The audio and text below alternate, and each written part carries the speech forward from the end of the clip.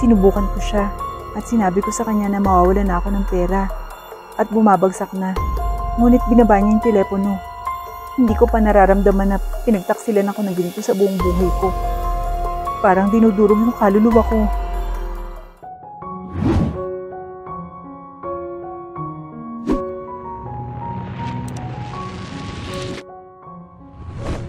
Hindi na ako tinatawagan ni Alicene. Bihira na rin siyang sumasagot sa mga mensaheng pinapadala ko. Reklamo ng dalagang nagngangalang si Natasha. Sinipsip niya ang juice bago siya nagpakawala ng buntong hininga. Matalik na magkaibigan, sina Alicene at Natasha. Nagsimula ang kanilang pagkakaibigan mula pa nung high school sila. Bagamat si Natasha ay anak ng isang milyonaryo, samantalang si Alicene ay isang normal na babae. Hindi ito naging hadlang sa kanila at naging magkaibigan pa rin sila dahil halos pareho sila sa lahat ng kanilang gusto.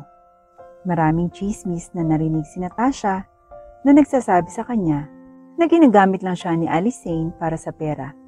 Pero ngayon na bihira na lang silang magpansin ng dalawa, nagsisimula ng maniwala si Natasha sa mga naririnig niyang chismis.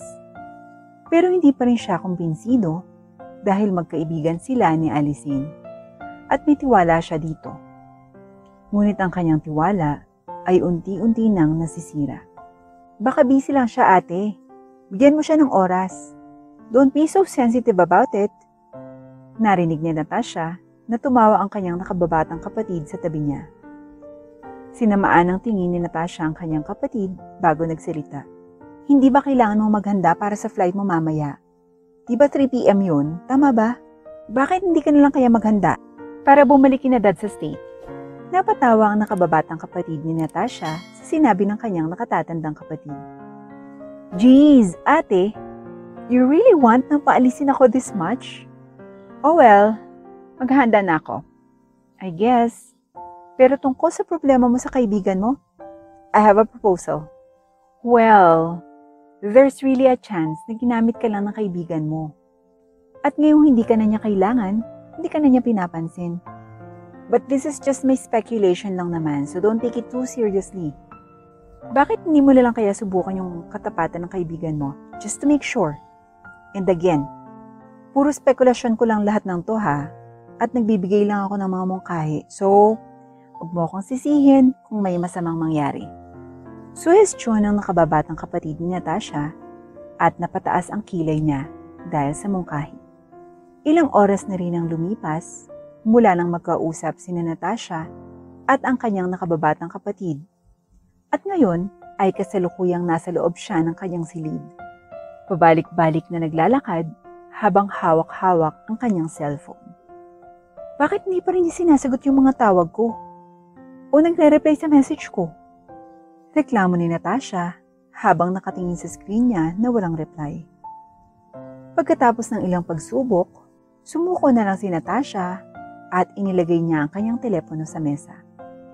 Pagkatapos ay lumapit siya sa isang litrato na nakalagay sa ibabaw ng kanyang drawer. Ay! Nagsisinungaling ka ba talaga sa akin? Ginamit mo ba ako? Tapos ngayong pagod ka na sa akin, inalis mo na ako sa buhay mo? Malungkot na sabi ni Natasha habang nakatingin sa litrato nilang dalawa ni Alicene. Tumingin siya sa kanyang cellphone at saka naisip niya bigla ang mukhahi ng kanyang nakababatang kapatid. Tama nga siguro yung tanga kong nakababatang kapatid. Dapat kong subukan si Alicene, just to make sure. Sandaling nag-isip si Natasha at pinag-isipan niya ang kanyang plano. Ilang beses niyang pinag-isipan pa bago tuluyang sumuko at nagpa siyang gawin ito. Sana naman, hindi nito sirain kung ano man ang meron kami ni Alicene ngayon. Ani Natasha, bago muling tinawagan ang numero ng kaibigan. At sa pagkakataong ito, sa wakas ay sinagot na niya ang tawag. O Tash, napatawag ka. May problema ba? Napabuntong hininga muna si Natasha bago ihanda ang sarili at saka, Ay, hindi ko na alam ang gagawin ko ngayon. Ang aking ama mula sa States ay nagpa siya na iwanan ako. At ngayon ay wala na akong pera at bahay na matitiran. Yung maliit kong negosyo bagsak na rin. Ang aking mga investors, bigla na lang nagdesisyon na mag-back out. Ali, please help me. Iyak ni Natasha sa telepono. Nagmakaawa siya at nagpeke ng kanyang iyak at tawag ng tulong. Tama, ang plano niya ay magpanggap na wala na ang lahat ng pera niya at siya ay bumabagsak na. Gusto niyang makita kung tutulungan ba siya ni Alicene o hindi.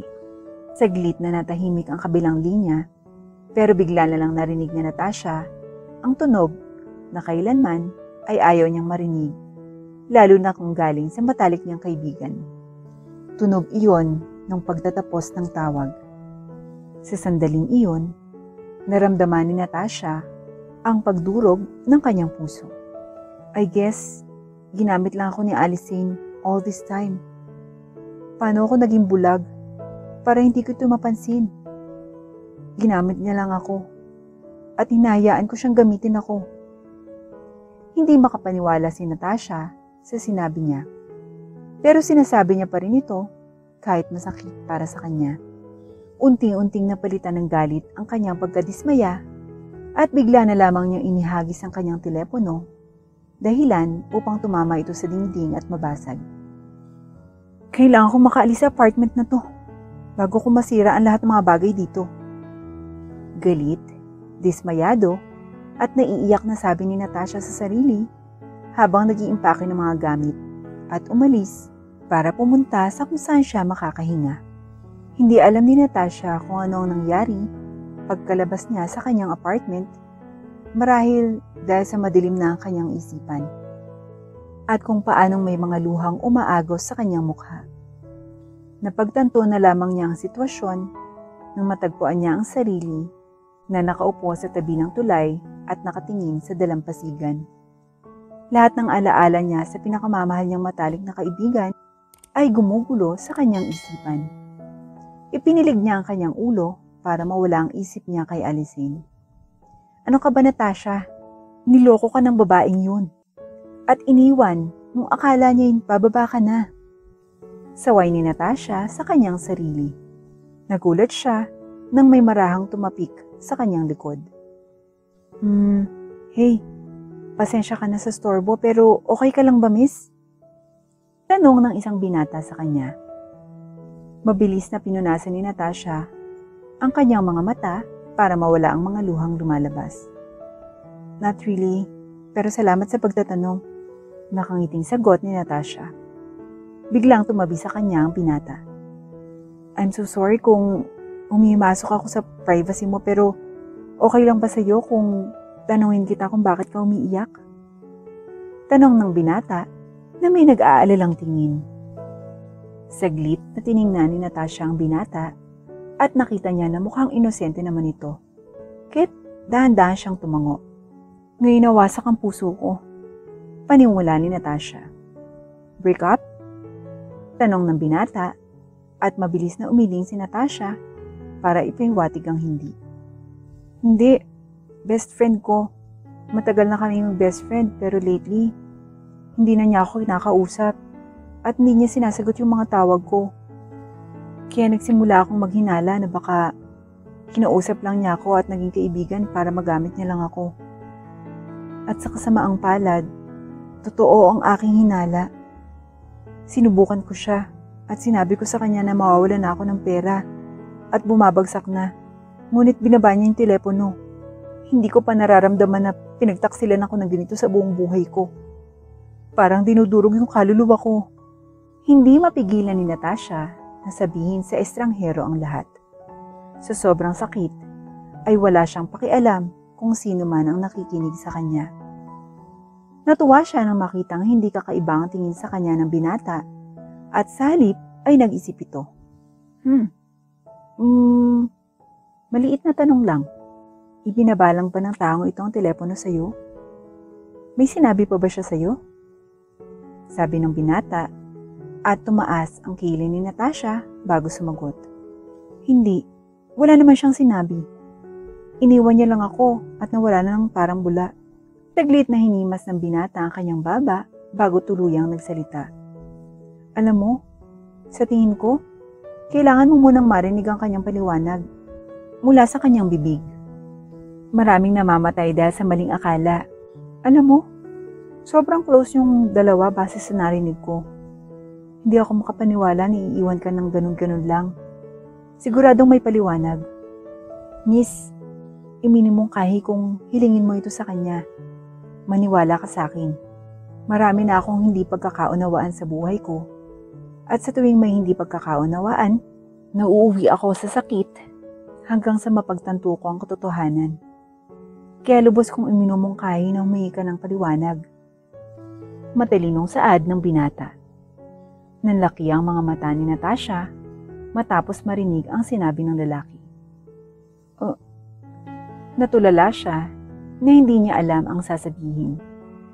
Bigla na lang dumayo ang binata, ngunit agad siyang pinigilan ni Natasha. Sir, anong pangalan mo? Tanong ni Natasha sa binata, nakasalukuyan ng naglalakad palayo. Hindi ito sumagot at ngumiti lang siya. Hindi mo kailangang malaman ang pangalan ko. Sige, baka may misunderstanding lang. Ayusin niyo na yan. Mungkahi ng binata at hindi man lamang ito nag-isip ng 2 beses. Nagmamadaling nagpasalamat si Natasha at sumugod sa kanyang kotse. Plano niyang humingi ng paliwanag at wala siyang planong umalis hanggat hindi niya nakukuha ito. Dumating si Natasha sa kanyang apartment building na bigo at pagod. 3:00 na ng madaling araw at hinanap niya kung saan-saan si Alicene, pero kahit saan ay hindi niya nakita ang kanyang kaibigan. Nakasimangot siyang umakyat sa hagdan at halos malaglag ang puso niya sa tiyan nang makita niya ang babaeng hinahanap niya buong magdamag na nakaupo sa labas ng pinto ng kanyang kwarto. Dahan-dahang tumingala ang dalaga at sa kanya laki ang kanyang mga mata nang makita si Natasha. Tash! Alicene! Sabay na sabi ng dalawa. Biglang tumayo si Alicene at sinugod si Natasha. Laking gulat ni Natasha nang maramdaman niyang niyakap siya ng dalaga. Tash! Labis na nag-alala ako. Nasaan ka ba? Nung tinawagan mo ko kanina at sinabi mo yung problema mo, namatay bigla yung cellphone. Nagmamadali ako makahanap ng charger at makicharge sa ospital. Pero nung sinubukan kong tawagan ka ulit, hindi na kita matawagan. Nag-alala ako kaya tinawagan ko yung pinsan ko para manatili sa ospital para sa akin. At sumugod ako kaagad dito. Ngunit nakalak yung door ng pinto mo. Alam mo ba kung gaano ako nag-alala? Nasaan ka ba? Saway at sigaw ni Alicene habang umaagos ang luha sa kanyang mukha. Teka, ospital? Ali, may sakit ka ba? Umiling si Ali para ipahiwatig na hindi, bago umamin. Hindi ako. Ang tatay ko yung nasa ospital. Pasensya na at hindi ko nabasa yung mga text at nasasagot yung mga tawag mo. Naging abala talaga kasi ako sa pag-aalaga sa kay tatay. Okay ka lang ba? Ano nang gagawin mo ngayon? May maitutulong ba ako sa'yo, Tash? Sabi ni Alicene, sabay hawak sa mga kamay ni Natasha at hinawakan ito ng mahigpit. Samantala, hindi makapaniwala si Natasha sa kanyang narinig. All this time, nasa ospital ka pala? Nauutal na sabi ni Natasha at dahan-dahang tumango si Alicene. Hindi na napigilan ni Natasha nang bigla siyang napaiyak at niyakap si Alicene. Ali, I'm so sorry. I don't know, I'm so sorry. Hindi ko alam na abala ka pala sa pag-aalaga sa tatay mo. Please forgive me. Akala ko, ginagamit mo lang ako para sa pera ko. At pagkatapos mo akong gamitin ay nakapag-desisyon kang huwag mo na lang akong pansinin. Kaya hindi mo na ako binabalikan o sinasagot yung mga tawag ko. I'm so sorry. Nag-assume ako ng masama tungkol sa'yo. Mabuting kaibigan ka, Ali. Patawarin mo ko. Pagmamakaawa ni Natasha, sabay yakap ng mahigpit sa kanyang best friend. Teka. Sandali, ano bang pinagsasasabi mo? Nag-aalalang sabi ni Alicene habang kumakalas sa pagkakayakap at tumingin kay Natasha. Pinunasin ni Natasha ang kanyang mga luha bago huminga at saka nagkwento ng totoong nangyari. Ano? Ito ang unang sinabi ni Alicene matapos marinig ang kwento ng best friend niya. Nagsinungaling ka sa akin para malaman kung ginagamit kita o hindi, at pagkatapos kong ibaba yung tawag, inakala mo agad na ginagamit kita? Tumango si Natasha habang nagpupunas ng luha at napasabi siya ng "Aw!" nang biglang mahinang batukan ni Alicene ang tuktok ng ulo niya. Tash, nababaliw ka ba? Bakit kita gagamitin? Akong nagbabayad ng pagkain nating dalawa, halos lahat ng oras. Minamasahin ni Natasha ang tuktok ng kanyang ulo habang sinasabi, "Oo nga, pasensya." Habang mahina na umiiyak pa rin. Napabuntong hininga si Alicene bago biglang hinila si Natasha para sa isang yakap. "Hindi talaga ako makapaniwala sa iyo, Tash. I'm so sorry."